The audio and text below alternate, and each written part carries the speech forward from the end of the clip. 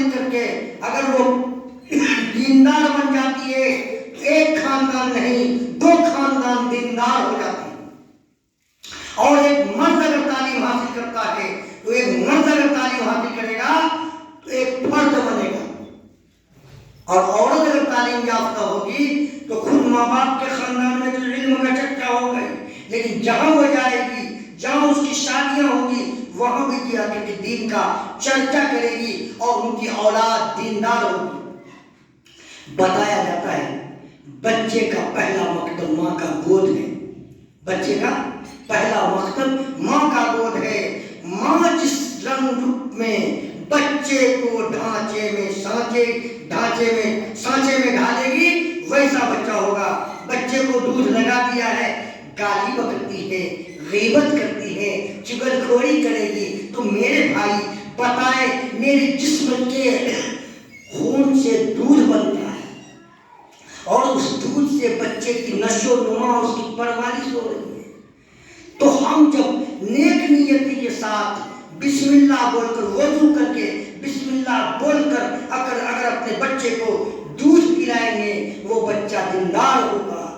آپ کو میں شاید سنایا ہوگا بابا فرید گنج شکر مراد آبادی، وہ ایسا بزرگ تھے جس راستے سے جاتے تھے نا لوگ دیکھتا تھا سارا مسلمان ہو جاتا، جس راستے جس محلے سے غیروں کے محلے سے گزرے تو ان کو دیکھ کر سب لوگ مسلمان ہو جائے۔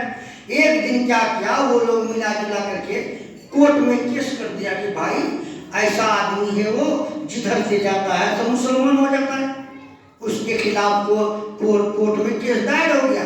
پھر ان کو بلایا گیا، جس تاریخ کو وہ کورٹ میں گئے نا، جتنا وکیل مختار مولوی پیشکار جج سارا لوگ مسلمان ہو گئے۔ اس کے بعد وہ گھر آیا، ماں کو پوچھتا ہے امی جان جانتی ہو میرے بارے میں کیا کیا چرچا ہو رہا ہے، ہم جس راستے جاتے لوگ مسلمان ہو جاتا ہے۔ ماں کہتی بیٹا یہ تمہارا کمال نہیں ہے، یہ تو میرا کمال ہے۔ کیا کہتی ہے؟ یہ تمہارا کمال نہیں ہے، میرا کمال ہے۔ پھر کہا کیسے تمہارا کمال ہے؟ کہا اس لیے میرا کمال ہے کہ جس دن سے تو میرے کوکھ میں آیا تھا تو میں کبھی بھی میری تہجد کی نماز قضا نہیں۔ تہجد فرائض کی بات نہیں کر رہے، فرض تو پڑھتی تھی، کیا کہ تہجد کی نماز میری قضا نہیں۔ اور کہا کہ جب تم پیدا ہوئے تو میں نے کبھی بھی حرام غذا اپنے پیٹ میں نہیں لیا اور باوجود تم کو دودھ پلایا، باوجود کبھی بھی بے وضو دودھ نہیں، باوجود تم کو دودھ پلایا۔ اس کی اثرات سے تمہارے اندر یہ صفات پیدا ہوا ہے۔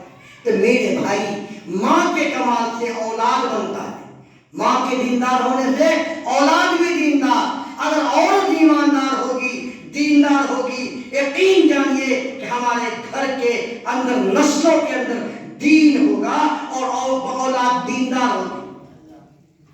آج اس دور میں بھی عورتیں تھی ایماندار تھی، بڑے ہی غربت زدہ تھی، کمزوری کے حالت میں، تنگ دستی کی حالت میں زندگی گزارتی تھی، لیکن وہ ایماندار تھی، حلال روزی سے حلال کمائی کر کے کھانے کا انتظام کرتی تھی، لیکن وہ دیندار تھی۔ اس زمانے کی عورتیں بھی بچہ جنم دیا ہے، کوئی انور شاہ کشمیری پیدا ہوتا ہے، کوئی شیخ عبدالقادر جیلانی پیدا ہوتا ہے اور امام غزالی جیسا لوگ پیدا ہوتا ہے، اور آج کی عورتیں بھی بچے جنم دیتی ہے، آج شرابی اولاد نسل جنم لیتا ہے، اور نہ جانے کیا کیا الفاظ کہے جائے، بولنا مناسب نہیں ہے میرے بھائی۔